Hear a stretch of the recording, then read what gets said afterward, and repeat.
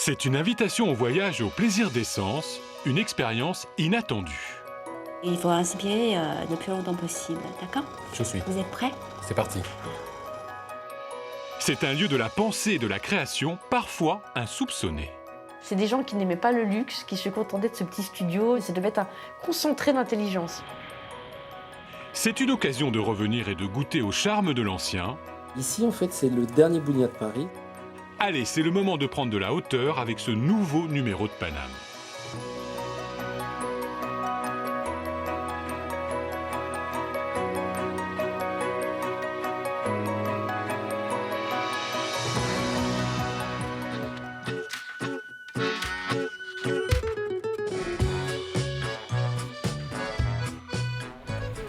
Je vous emmène aujourd'hui dans un petit coin de Paris à part. Pas gouailleur ni bling-bling. Accroché sur les contreforts de la montagne Sainte-Geneviève, un morceau du quartier latin qui se tient loin du tumulte et qui cultive son charme discret. Bienvenue pour une promenade autour de la place Monge dans le 5e. Ariane, t'es écrivain, journaliste, on va dire au quotidien Le Monde. Ça fait 15 ans que tu habites le quartier. Si je te le demande de le définir, ce quartier, tu dirais quoi? J'aime bien ce quartier parce que c'est un quartier qui rappelle que Paris ne bouge pas beaucoup par rapport à des grandes capitales internationales. Je trouve qu'il reste place Monge, un côté un peu désuet, voire légèrement ringard.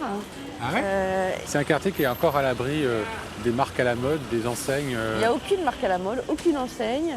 Il y a, c'est amusant, une cantine vietnamienne qui est là depuis très longtemps, où ont été longtemps des étudiants.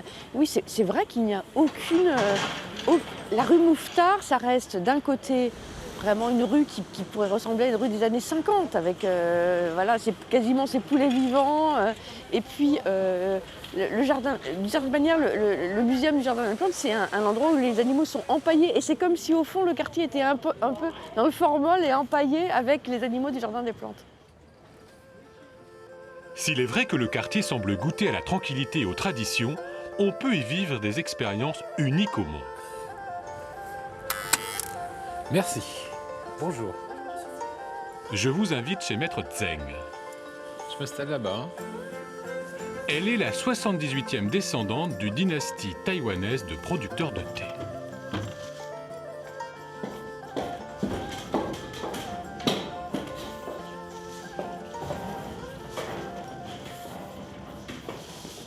Bonjour Madame Xavier. Merci de m'accueillir dans votre Bonjour. boutique. C'est avec plaisir. On s'installe? Oui, très bien. Dites-moi, on est où précisément ici? On est dans une boutique de thé, un salon de thé, une cave à thé? Bah, moi, j'aime bien dire c'est une cave à thé parce que ici, j'ai fait vieillir quelques centaines de millésimes de thé, notamment les puereux. Et plus ancien, ça date de 1890. Donc, Dites-moi, pourquoi vous avez choisi ce quartier? Vous êtes ici installé depuis les années 90-95, je crois? quand j'ai trouvé ce lieu-là, je sentis que je peux faire un bon thé dedans. Voilà, c'est important parce que c'est l'atmosphère, c'est le feng shui. Pourquoi la maison des trois thés? Vous voulez pas boire une tasse de thé plutôt? Ah, j'arrête mes questions. Je vous suis. Maintenant, on va Oh, goûter bon, au thé. on va discuter ça en D'accord. buvant le thé. Allons-y. Chez nous, dans n'importe quelle maison, on rentre, c'est tout de suite une tasse de thé d'abord. Voilà, donc là, Avec je vais plaisir. préparer un thé avec la façon qui s'appelle kombucha. Alors, Kombucha. oui, avec une toute petite théière de Issing, minuscule comme ça. J'espère que vous aimez le thé. Oui, j'adore ça. Alors, qu'est-ce que vous aimez comme type de thé? J'aime le puer. Excellent. Ça tombe bien. Oui, ça tombe bien. J'aime le thé plutôt puissant. D'accord. Vous êtes amateur de vin, peut-être? Oui. Ah, bah alors c'est très bien. Assez vite, vous allez trouver beaucoup de similitudes par rapport à la dégustation de vin. La sensation en bouche, les parfums, la texture, etc. Vous connaissez un peu la technique pour déguster? Non, vous allez m'expliquer. Alors, vous avez deux tasses. Donc, la tasse haute, qui sert pour analyser le parfum, c'est une tasse à sentir. Et vous avez la deuxième tasse pour boire le thé. D'accord. C'est puissant. Oui. Là, on est dans l'univers de fruits secs. Oui. Vous voyez, céréales, fruits secs, feuilles de tabac, brioche. Vous avez aussi sarrasin, par exemple, miel sombre, du châtaigne grillé, le café grillé. Ah, le café grillé, oui. Donc on a déjà une idée qu'est-ce que ça va être. Hein. On va vider d'un coup la tasse dans la deuxième et vous sentez tout de suite la tasse vide. D'accord, Et il faut inspirer le plus longtemps possible, d'accord? je suis. Vous êtes prêts? C'est parti. Alors allons-y. Voilà, tout de suite c'est les pruneaux qui sortent, Ah oui. les bananes séchées, vous voyez? La c'est tasse différent. tamarin. Il y a les notes acidulées aussi là, vous voyez, qui évoquent vraiment tamarin et pruneaux évidemment. Vous êtes là? Vous avez? Oui, oui, ça Alors, change miel châtaigne. constamment. Oui, alors sur certains thés, le parfum évolue beaucoup plus vite que ça. C'est souvent dans les 3 premières secondes, on devait déjà repérer une vingtaine de parfums. Alors celui-ci c'est facile, parce que c'est facile pour le nez parce que c'est très marquant et c'est au rythme, on va dire, tranquille. Voilà, c'est pour Pour ça. vous. Pour vous, c'est tranquille. Pour moi, c'est moins tranquille. Oh, il faut J'ai avoir pas un tout petit saisi. peu l'habitude et c'est vrai que quand on est guidé, c'est vraiment c'est un vrai voyage. C'est un vrai voyage, Ah oui. exactement. Et là, vous venez de faire un voyage de nez. Et là, on va faire un voyage dans le palais. D'accord? Allons-y alors.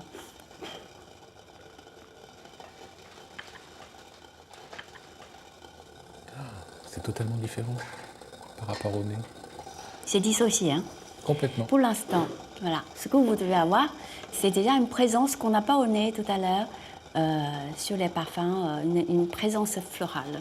C'est un thé qui peut laisser une longueur en bouche facilement une vingtaine, une trentaine de minutes. Donc c'est C'est toujours comme un vin, c'est tout- vous savez? Oui. Et c'est à chaque fois un nouveau voyage pour vous. Ah oui. Oui, c'est ça qui est plaisant. Parce que vous avez des thés qui proviennent de théiers absolument incroyables, des théiers millénaires. C'est lequel le plus vieux? Le plus ancien, c'est 3600 ans. 3600 Ouais. ans.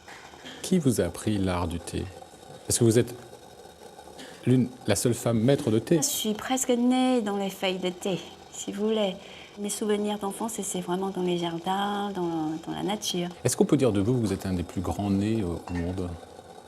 On considère, oui, peut-être, mais bon, disons que tout simplement pour moi, c'est vraiment quelque chose de naturel. Depuis petite, c'est ça. J'ai un nez qui est beaucoup plus développé par rapport aux autres. Disons, c'est une façon de vivre, une façon d'être. Merci. Je vous en prie. Un art de vivre que la sommelière Magali Pichery a choisi d'adopter pour parfaire sa connaissance du vin. Je suis venue il y a 1 an en fait avec un proche qui connaissait les lieux et qui savait que le thé m'intéressait, mais je ne savais pas ce que cette maison en tout cas allait représenter pour moi lorsque je suis rentrée ici. J'ai eu l'occasion de faire une dégustation avec Maître Tseng. Elle m'a accordé ce moment et oui, le déclic, bouleversement total, ça a été suffisant pour changer une carrière effectivement. Oui. Et qu'est-ce que vous voulez apprendre ici alors? Ici, je veux vraiment continuer à apprendre le métier de dégustateur, vraiment pousser au-delà de mes limites et vraiment continuer à travailler dans un produit d'excellence, puisque j'en ai quitté un pour aller sur un autre. Et Vraiment, ça veut dire quoi, aller au-delà de vos limites? de celle que j'imaginais moi dans la dégustation. Le milieu du thé a une complexité, une subtilité qui est bien au-delà que ce que l'on peut penser. Vous êtes en train de me dire que c'est plus riche que le vin? C'est différent. Mais comme je vous ai dit, le milieu du thé, il y a certaines choses, certaines complexités qui m'a beaucoup plu, beaucoup attiré en tout cas. Et est-ce qu'en apprenant le thé, vous redécouvrez le vin? Oui, oui. Puisqu'en termes de dégustation, ça m'offre d'autres horizons, puisque j'apprends sur d'autres bases. Donc effectivement, quand je regoute un vin, il y a d'autres sensations qui se créent. Et c'est super. À vos rangs, fixe. Repose, sergent Garcin. Qu'est-ce que vous faites? Vous montez la garde devant la garde républicaine? Ah, c'est un peu ça. Vous avez vu cette bâtisse? Oui, elle est belle. Alors c'était un ancien couvent là. Oui. Donc 1789, on le sait, les couvents, c'est pas dans l'air du temps. Oui. C'est viré. Donc ça va se transformer en caserne et puis ça va devenir la caserne de la garde républicaine. qui est là, qui est présente là. Alors attention, n'attendez pas à voir du crottin de cheval, parce qu'il n'y a pas de Ah, il y a pas de cavalerie. chevaux, là. Non, c'est l'infanterie qui est placée là. Alors ce sont des lointains descendants de toutes ces gardes qui étaient pour garder à la fois le souverain ou le chef de l'État, et puis pour protéger la cité. Ce sont des gendarmes ici. Ah, vous avez raison de le rappeler, j'avais oublié. 1849, le futur Napoléon III, Louis-Napoléon Bonaparte, décide que ce corps d'élite soit rattaché à justement la gendarmerie, au corps de la gendarmerie. Et c'est eux que l'on voit à la porte de l'Élysée. C'est eux qu'on voit en grande tenue aussi, à la fois au Sénat Ils ou couvrent à la porte des ministres. Ah oui, et puis ils saluent. Le salut militaire. C'est un corps d'armée, hein, ça appartient au ministère de l'armée. Alors les gardes républicains ont tous une tenue d'apparat absolument incroyable, avec une belle queue de cheval. Là, Oui, qu'est-ce que c'est, accroché ça? à un casque. Oui. Alors le casque, il date déjà de l'Empire, et puis il y a cette queue de cheval qui est faite en crin, en véritable crin de chevaux. Hein. C'est pas de la blague. Et du coup, ça remonte à une très ancienne histoire qui consistait à protéger le cou de ces militaires. Ben oui, parce que ça évitait d'avoir un coup de sabre qui vienne vous trancher la tête par l'arrière. Le sabre glisse sur le crin de cheval. Et du coup, ça vous évite... ça de vous perdre la évite tête. Ah entre autres, oui. On perd la tête pour bien d'autres choses maintenant, croyez-moi, Yvan. De l'autre côté de la place Monge se dresse l'un des monuments les plus emblématiques du quartier. Un endroit pour étudier, prier, boire un thé et surtout pour se dépayser.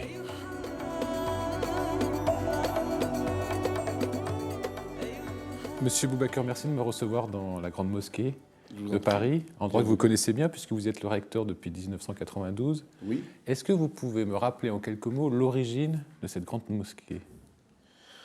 L'origine historique est très claire. La France, l'État français, le Parlement français, en 1922, ont voté sur le rapport de M.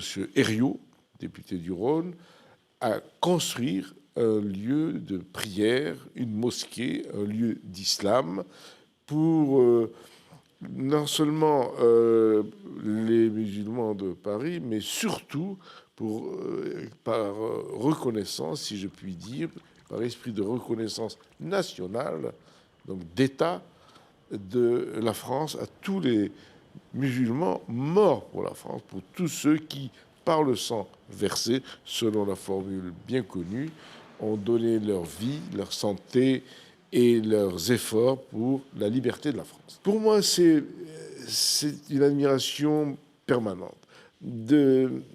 Au fond, on est un petit peu comme des conservateurs. On veut conserver cette institution. Elle représente tellement pour les musulmans, pour les non, et surtout pour les Parisiens. Qu'est-ce qu'elle raconte, cette grande mosquée, aux gens qui viennent la visiter? Elle raconte probablement la naissance de l'islam de France, en France, et surtout l'amitié extrêmement vive qui a marqué la fondation, l'ouverture ou la mise en place de cette institution, qui a été un élan.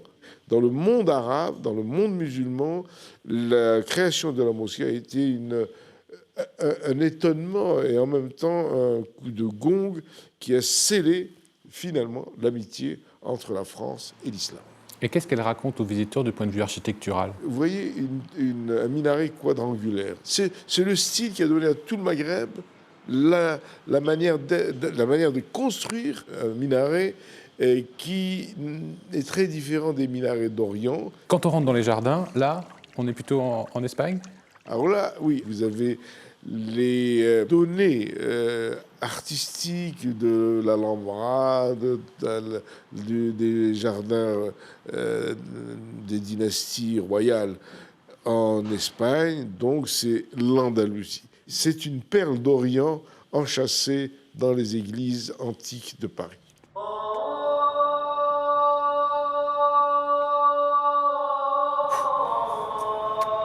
Ah ouais. Privilégié, j'ai la chance de pouvoir accéder en haut du minaret. À 33 mètres de hauteur, je découvre une vue imprenable sur Paris. En tout cas, vous n'entendrez jamais l'appel à la prière du haut de ce minaret parce que c'est totalement interdit par la législation française. La seule chose qu'on peut entendre en France, ce sont les cloches.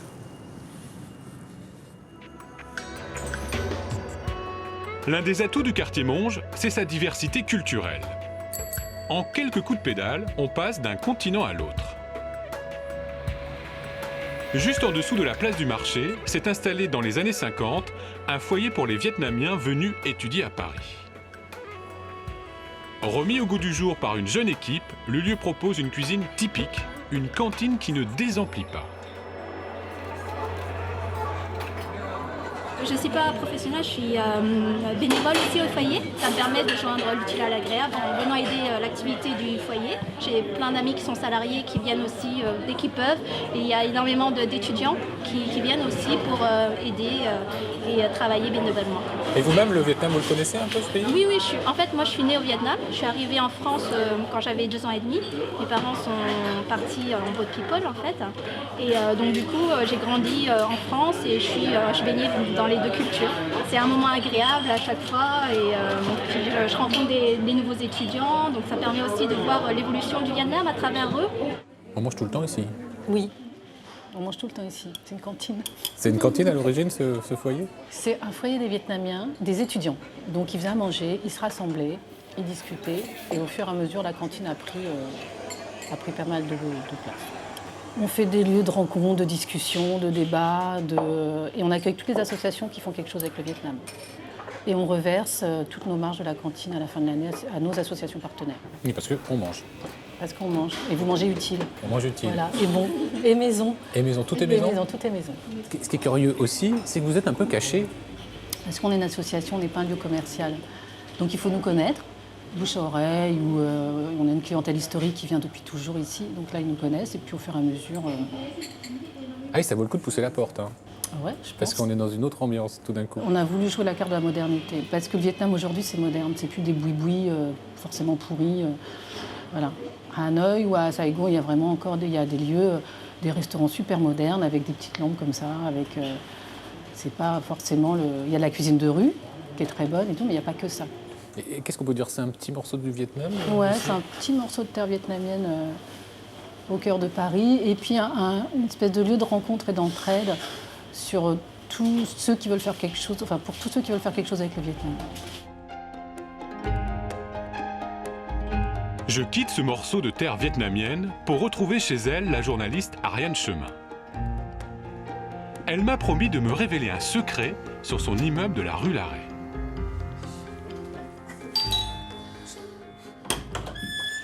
Comment ça va, Ariane, depuis tout à l'heure? Très bien. Il est bien sympa ton immeuble, mais en quoi il est exceptionnel? Il est exceptionnel parce que personne ne le sait, mais a habité ici entre 1926, fin 1926 et 1939, jusqu'à la guerre, le plus grand artiste du XXe siècle qui s'appelle Marcel Duchamp. En fait, il habitait là-haut, sous les toits, au 7e étage.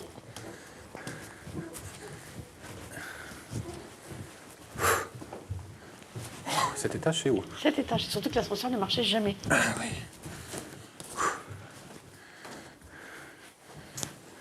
C'est là. C'est là? C'est là. Donc c'était le studio de Marcel Duchamp. C'est le studio qu'il loue en 1926. Au départ, il se dit, je vais en faire mon atelier d'artiste. Et en fait, il y vit parce qu'il n'a pas assez d'argent pour s'offrir un autre loyer. Création. Voilà.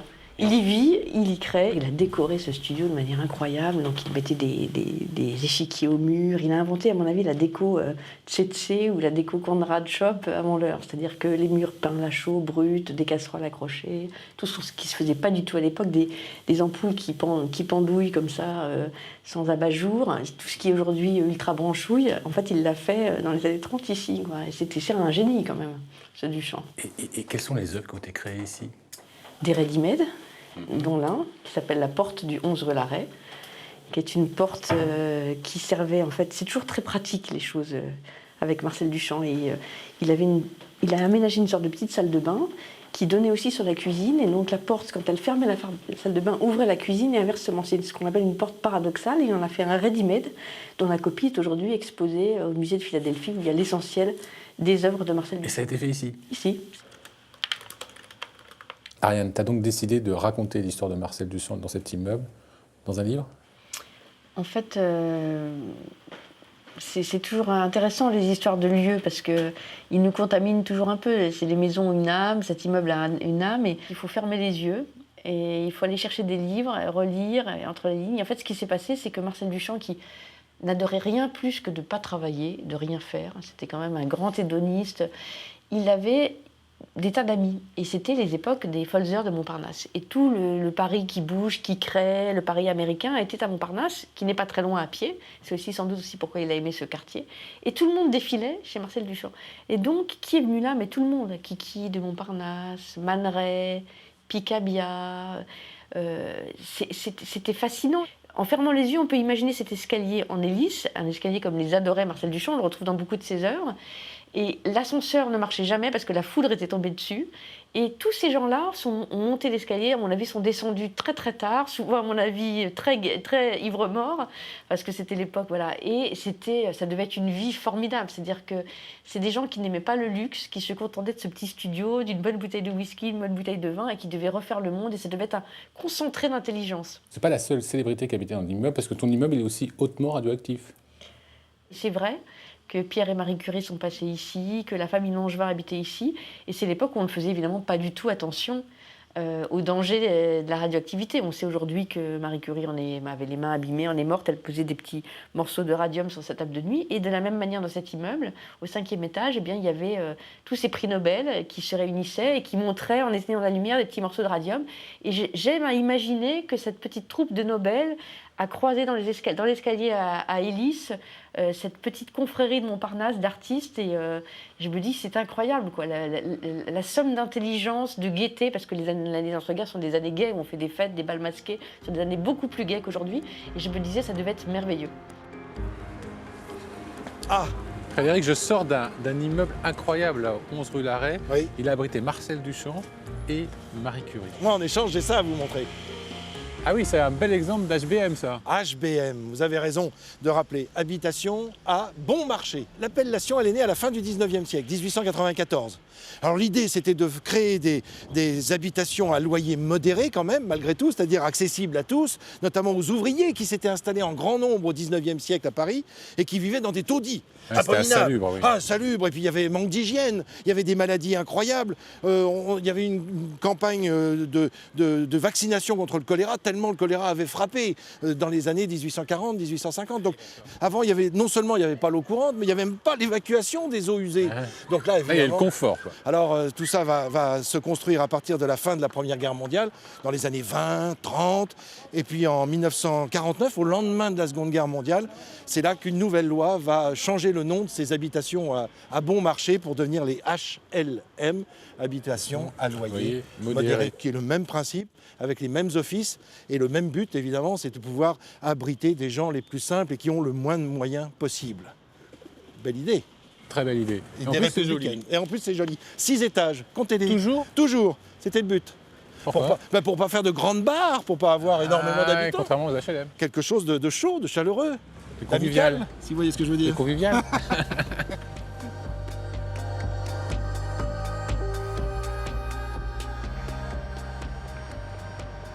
Parmi les surprises du quartier, je ne peux pas louper la boutique de Denis, rue de la Clé. Elle est unique à Paris, un vestige de l'histoire de la capitale. Bonjour. Comment ça va, Denis ? Impeccable, impeccable, Yvan. Il fait bien chaud chez vous, c'est Ouais, agréable. ouais. Ici, en fait, c'est le dernier Bougna de Paris, c'est-à-dire c'est le dernier qui vend tout combustible. On a perdu, en fait, l'activité café, qui était initialement le métier complet. C'était un cafetier qui vendait du charbon, du bois. On a perdu la partie café et on a gardé la partie combustible. La boutique, elle date de 1840. Historiquement, il y avait des Bougnas dans tous les quartiers de Paris. Mais celui-là est le dernier qui est resté. C'est un peu les hasards de l'histoire. C'est quoi un bon bois de chauffage ? Un bon bois de chauffage, il faut que ça soit du bois sec. Pas beaucoup de sève dedans. Quand on dit sec, c'est pas de l'eau, c'est la sève qui est partie, d'accord ? Ouais. Et après, il y a les essences. Grosso modo, 4 essences. Le chêne, le hêtre, le charme et le frêne. Voilà. Là, globalement, ce qu'il y a là, c'est plutôt du hêtre. Je vous arrête, il y a un client. Je cherche un glacier, mais vu le froid, je crois que je vais prendre du bois. Salut, ça va ? Vous venez souvent ici ? Oui, dès qu'il fait froid, je viens. Vous prenez quoi d'habitude ? Un gros truc comme ça, et puis des petites bûchettes. D'accord. Et ça tient chaud toute la nuit. Vous chauffez avec ? Ah ouais ? Non. Toute la nuit, ça tient, oui. Ah, c'est pour ça, une cheminée, c'est génial. C'est lourd. C'est bon, Yvan ? Non, c'est bon, c'est bon. Allez. Oh là là. Yala ! C'est des bûchettes ? Merci. Et voilà. Merci, Denis. Et à bientôt, Yvan. Eh bien, à bientôt. Voilà. Chers Allez. clients, à tout à l'heure pour le chariot. Ciao. Avec plaisir. L'idée d'une petite flambée dans ce très chaleureux quartier de Paris me ravit. Je suis prêt à me casser le dos pour profiter de la cheminée de Joël. Ah oui. Yo. Ça se mérite le feu de bois. Hein. Ah ouais. Combien d'étages 3. Petit étage. Hop. Le maître du feu. Allez, à moi l'honneur. C'est agréable, hein, tout de suite. Hein.